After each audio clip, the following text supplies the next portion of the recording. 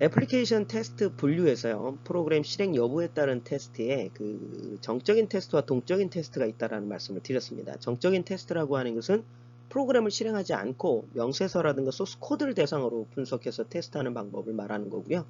동적 테스트라고 하는 것은 프로그램을 실행을 해서 오류를 찾는 테스트인데요. 동적인 테스트에는 블랙박스 테스트와 화이트박스 테스트가 있습니다. 애플리케이션 테스트는요, 소프트 내부의 구조를 참조하느냐에 따라서 참조 여부에 따라서요, 블랙박스 테스트와 화이트 테스트로 구분을 하는데요. 블랙박스와 화이트박스의 테스트는 굉장히 중요합니다. 그래서 개념과 종류에 대한 것들은 반드시 짚어주셔야 됩니다. 자, 저희는 화이트박스 테스트 먼저 진행을 해볼 건데요.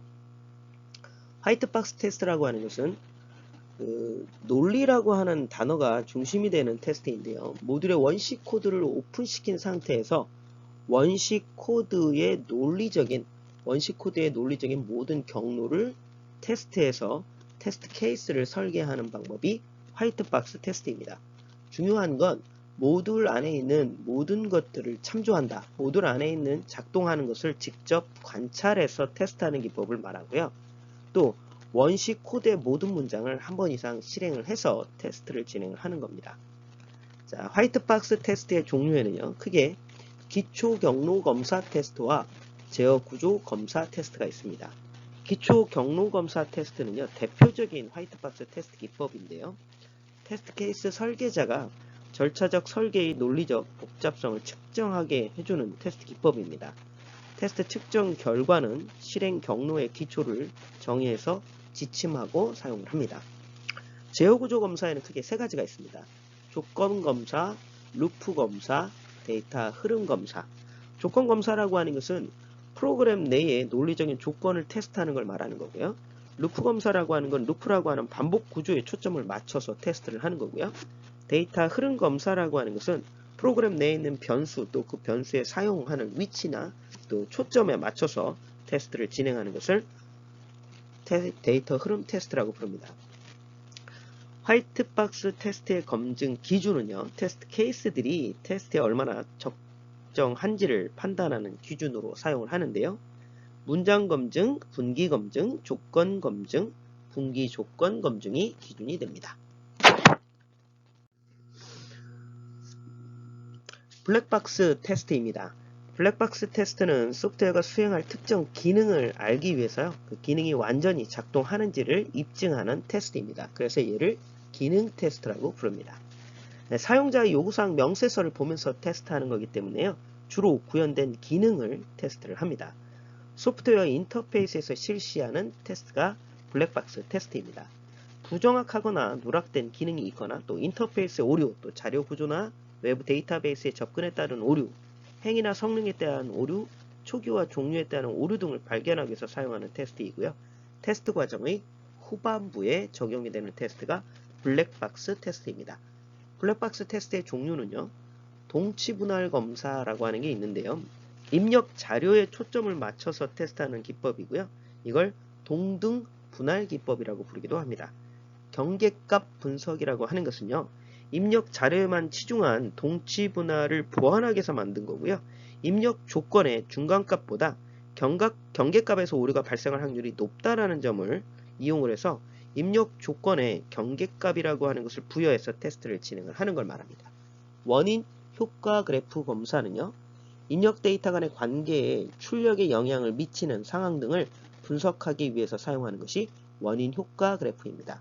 오류 예측 검사라고 하는 것은요, 과거의 경험이나 확인하는 사람들의 감각에 따라서 테스트하는 기법을 말합니다. 비교 검사라고 하는 것은 여러 버전의 프로그램에 동일한 테스트 자료를 제공을 해서요, 동일한 결과가 출력이 되는지를 확인하는 테스트 기법입니다. 자, 이번 장에는 개발 단계에 따른 애플리케이션 테스트인데요. 애플리케이션 테스트는 소프트웨어 개발 과정과 함께 지속적으로 진행을 합니다. 모듈을 개발하면 모듈에 대한 단위 테스트를 실행을 하고요. 여러 개의 모듈을 결합해서 시스템을 완성시키는 과정에서는 통합 테스트라는 걸 진행을 합니다. 그리고 설계된 소프트웨어가 시스템에 정상적으로 수행이 되는지를 확인하기 위해서 시스템 테스트를 수행하고요. 최종적으로는 소프트웨어가 완성이 되게 되면 사용자에게 인도하기 전에 인수 테스트라고 하는 것을 진행을 합니다. 이에 따라서 개발 단계에 따른 테스트에 대한 내용들을 다시 다시 한번 짚어보겠습니다. 자, 단위 테스트라고 하는 것은 좀 전에 말씀드렸듯이 모듈을 개발하게 되면 모듈에 대한 단위 테스트를 진행한다라는 말씀을 드렸습니다. 그래서 인터페이스나 외부의 입출력, 또 독립적인 기초 경로, 또 오류 처리 경로, 경계 조건 등을 검사하는 것이 단위 테스트입니다. 단위 테스트는 사용자의 요구사항을 기반으로 해서 기능성 테스트를 최우선으로 수행을 합니다.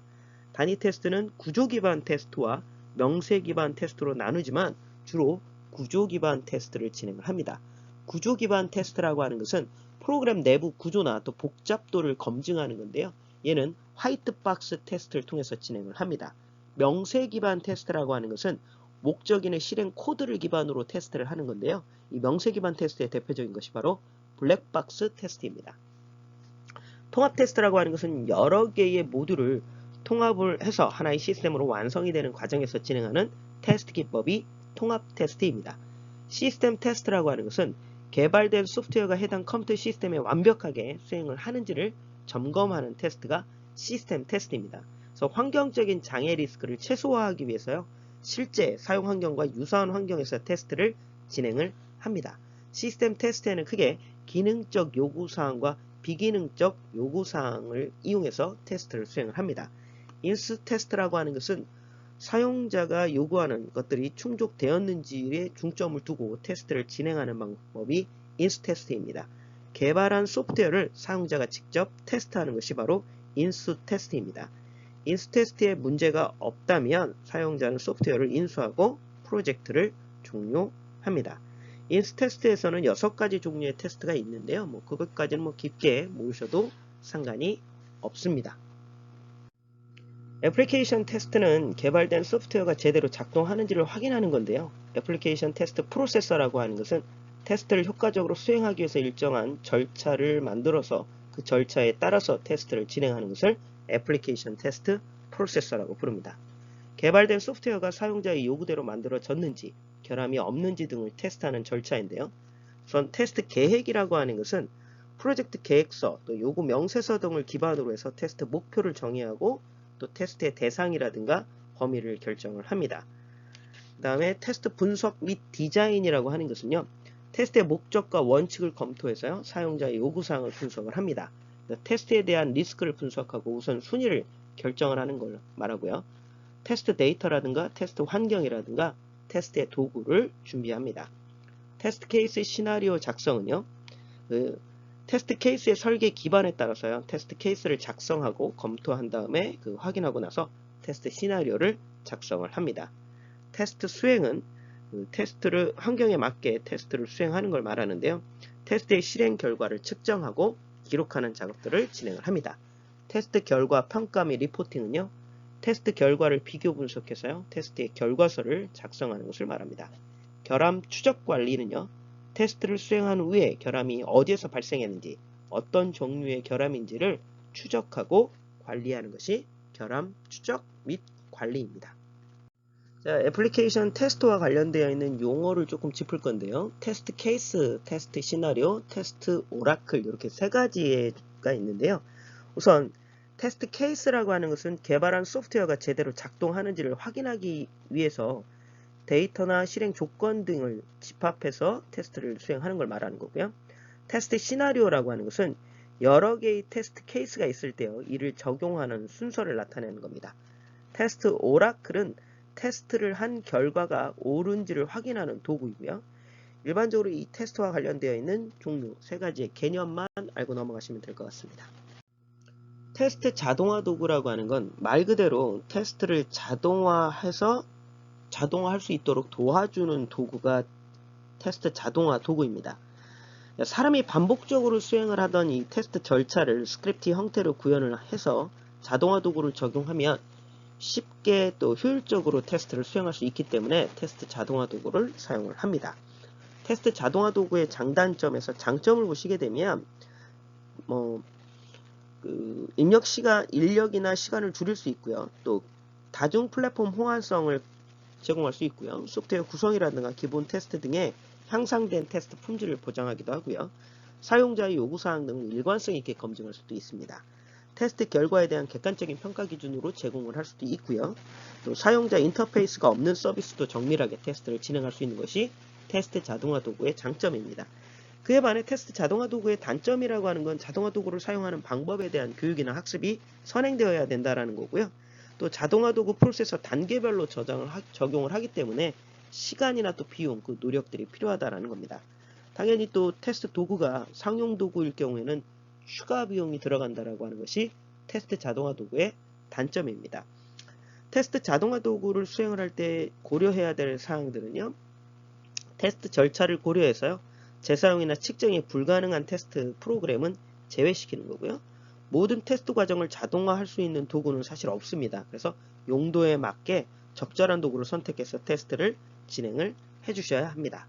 자, 테스트 수행 자동화 도구에 대한 그 단계별 테스트 자동화 도구가 있는데요. 우선 테스트 계획에 따른 것은 이제 요구사항 관리라고 하는 게 있고요. 또 테스트 분석과 설계는 테스트 케이스를 생성하는 게 있고요. 테스트 수행 단계에서는 테스트 자동화, 또 정적 분석, 동적 분석, 성능 테스트와 모니터링이라는 게 있고요. 테스트 관리에서는 커버리지 분석이라고 하는 게요. 테스트를 완료하고 난 다음에 테스트에 충분하게 그 검증을 했는지 그것을 지원해주는 도구를 테스트 커버리지 분석이라고 부르고요. 그 테스트 관리에서 이제 두 번째 형상 관리라고 하는 것은 수행에 필요한 다양한 도구나 데이터를 관리할 수 있도록 도와주는 도구를 말합니다. 결함 추적 관리라고 하는 것은 테스트를 수행을 할 때 발생하는 결함을 추적하고 관리하는 것을 도와주는 도구가 결함 추적 관리 도구입니다. 결함을 발견하는 것만큼이나 중요한 것은 그 발견된 결함을 체계적으로 관리하는 것이 굉장히 중요한데요. 테스트에서 발견된 결함을 기록하고 또 결함의 원인을 분석해서 해결한 다음에 결함이 재발생하는 것을 방지하는 활동 등을 우리는 결함 관리라고 부릅니다. 자, 결함이라고 하는 것이 오류 발생 또는 작동 실패 등과 같이 소프트웨어가 개발자가 설계한 것과 다르게 동작이 되거나 다른 결과를 발생시키는 것을 결함이라고 부릅니다. 결함을 관리하는 프로세서는요, 먼저 결함 관리 계획을 세우는데요. 전체 프로세서에 대한 결함 관리 일정이라든가 인력 또 업무 프로세서 등을 확보해서 계획을 수립하는 것을 결함 관리 계획입니다. 테스트에서 발견된 결함을 결함 관리 데이터베이스에 등록하는 것이 결함 기록이고요. 테스터나 프로그램 리더 또 품질 관리 담당자 등은 그 등록된 결함을 검토하고 결함을 수정할 개발자에게 전달하는 것이 결함 검토입니다. 개발자는 전달받은 결함을 수정을 하고요. 그런 다음에 테스터는 개발자가 수정한 내용을 확인해서 다시 테스트를 수행을 합니다. 결함 상태 추적과 모니터링 활동이라고 하는 것은 결함 관리 DB를 이용해서요. 프로젝트별로 결함 유형이라든가 발생률들을 한눈에 볼 수 있도록 대시보드라든가 게시판 형태로 서비스로 제공을 하는 걸 말하고요. 최종 결함 분석 보고서 작성이라고 하는 것은 발견된 결함에 대한 정보와 또 이해관계자들의 의견이 반영이 된 보고서를 작성을 해서 결함 관리를 종료합니다. 결함 상태 추적은요. 테스트에서 발견된 결함을 지속적으로 그 상태 변화를 추적하고 관리하는 역할을 수행을 합니다. 발견된 결함에 대한 결함관리 측정 지표나 또 속성값 이런 것들을 분석해서요. 향후에 결함이 발견이 됐을 때 모듈이나 또는 컴포넌트를 추정을 해서 결함을 해결할 수가 있습니다. 결함을 추적하는 순서에는요. 결함 등록, 테스터나 품질관리 담당자에 의해서 발견된 결함이 등록되는 상태가 결함 등록이고요. 그 다음 결함 검토는요. 등록된 결함을 테스터나 또 품질관리 담당자 또는 프로그램 리더라든가 모듈을 담당하는 개발자가 검토하는 상태를 말합니다. 결함 할당이라고 하는 것은 결함을 수정하기 위해서 개발자와 또 문제를 해결하는 담당자의 결함이 할당된 상태를 말하는 거고요. 결함 수정이라고 하는 것은 개발자에 의해서 수정이 완료된 상태를 말합니다. 결함 조치 보류라고 하는 것은요. 결함의 수정이 불가능해서 연기된 상태를 말하는 거고요. 그래서 우선순위나 일정 등에 따라서 재오픈을 준비하고 있는 상태라고 보시면 됩니다. 결함 종료는 결함이 해결이 돼서 테스트와 품질관리 담당자가 종료를 승인한 상태를 말하고요.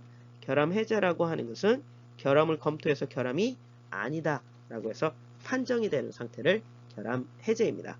자, 결함 분류는요. 테스트에서 발견되는 결함을 유형별로 분류한 건데요. 시스템 결함이라고 하는 것은 시스템에 다운됐거나 또 애플리케이션이 작동이 중지됐거나 또 종료됐거나 또 응답이 지연이 되거나 하는 애플리케이션 환경이나 데이터베이스 처리에서 발생하는 결함을 말하는 거고요.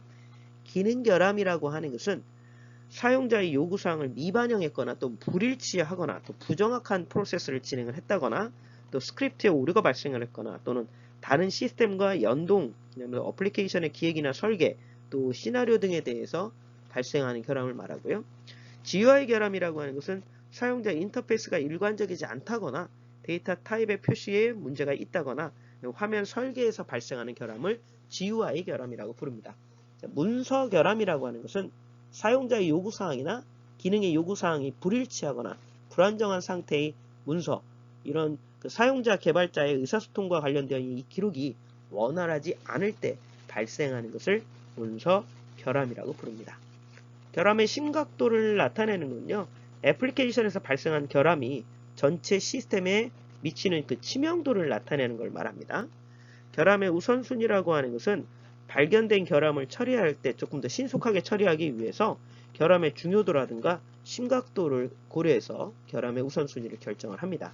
결함 관리 도구라고 하는 것은요, 소프트웨어에서 발생한 결함을 체계적으로 관리할 수 있도록 도와주는 도구들을 결함 관리 도구라고 부릅니다.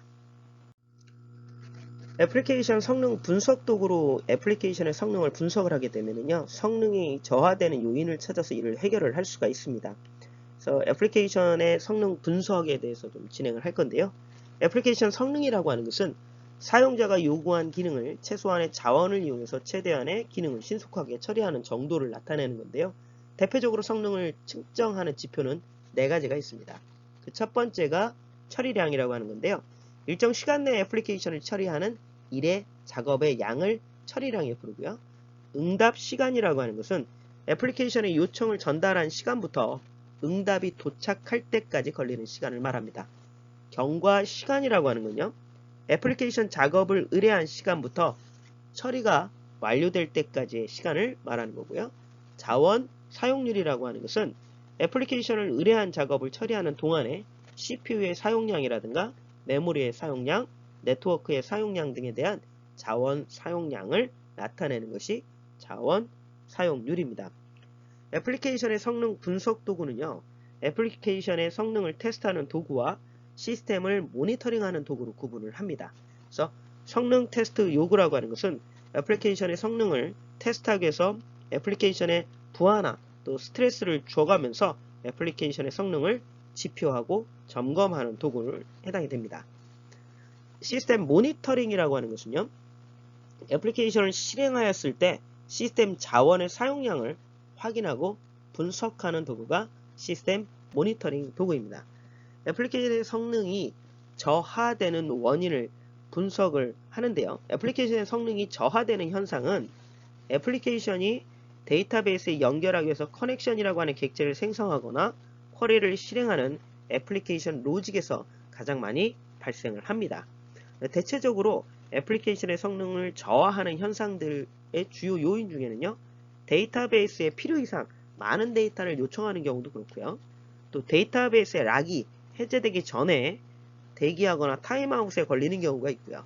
또 커넥션 풀의 크기가 너무 작거나 너무 크게 설정이 되어 있는 경우도 애플리케이션의 성능을 떨어뜨리는 요인이 됩니다. 인터넷 접속이 불량이 된다거나 또 대량의 파일을 업로드하거나 다운로드해서 처리 시간이 길어지는 경우, 또는 트랜잭션을 처리하거나 또 타임아웃에 걸리는 경우, 네트워크와 관련되어 있는 장비 또 데이터 전송에 실패하거나 지연이 되거나 데이터가 손실이 되거나 하는 것들이 애플리케이션 성능 저하의 원인이 됩니다. 이렇게 애플리케이션 성능을 분석하고 애플리케이션의 성능이 떨어졌다면 애플리케이션의 성능을 개선하는 게 필요하겠죠. 애플리케이션의 성능을 개선하는 것은요, 우선 애플리케이션의 성능을 개선하려면 소스 코드를 최적화해서 수행을 해야 됩니다. 그래서 나쁜 코드를 배제하고 또 이런 것들이 이제 나쁜 코드를 배제하고 클린 코드를 작성을 한다라고 하는데요. 클린 코드라고 하는 것은 누구나 쉽게 이해하고 수정하고 추가할 수 있고 단순하고 또 명료하게 작성이 된, 잘 작성이 된 코드를 우리는 클린 코드라고 부릅니다. 그에 반해 나쁜 코드라고 하는 것은 프로그램 로직이 좀 복잡하거나 이해하기 어려운 코드로 되어 있거나 하는 것들이 나쁜 코드라고 보시면 됩니다. 네, 클린 코드를 작성하는 원칙은요, 가독성이 있는데요. 가독성이라는 것은 누구나 쉽게 코드를 이해할 수 있게 작성이 되어야 된다는 뜻이고요. 단순성, 이 얘기는 코드가 간단하게 작성이 되어져 있어야 된다는 얘기고요. 의존성 배제라고 하는 것은 다른 모듈에 미치는 영향을 최소화시켜야 된다는 얘기고요. 중복성을 최소화한다는 것은 코드가 중복되는 것을 좀 삭제하고 그것을 좀 최소화해야 된다는 뜻이고요. 추상화라고 하는 것은 상위 클래스나 뭐 메소드 함수 이런 것들을 간략하게 해서 상세 하이 클래스로 구현시킬 수 있도록 해주는 것을 추상화라고 보시면 됩니다. 소스 코드를 최적화하는 유형은요, 클래스를 분할해서 배치한다. 클래스별로, 역할별로, 기능별로 분할해서 클래스를 작성을 하는 걸 말하고요. 느슨한 결함이라고 하는 것은 인터페이스 클래스를 이용해서 추상화된 자료 구조와 메소드를 구현해서 클래스 간의 의존도를 조금 최소화하는 것을 느슨한 결함이라고 부릅니다. 코딩의 형식을 준수한다라고 하는 것은 프로그래밍 언어마다 개발자들끼리 약속되어진 어떤 코드의 표준 형식이라고 하는 것들이 있는데 그런 형식들을 지켜준다는 뜻이고요. 좋은 이름 사용이라고 하는 것은 변수나 함수의 이름만 가지고도 어떤 의미를 갖고 있는 변수다, 함수다라고 하는 명명 규칙에 맞게 이름을 만들어내는 걸 말하고요. 프로그램 소스 코드를 작성할 때 중요한 내용이라든가 또 강조해야 될 것들은 주석을 적절하게 사용을 해서 소스 코드를 최적화합니다.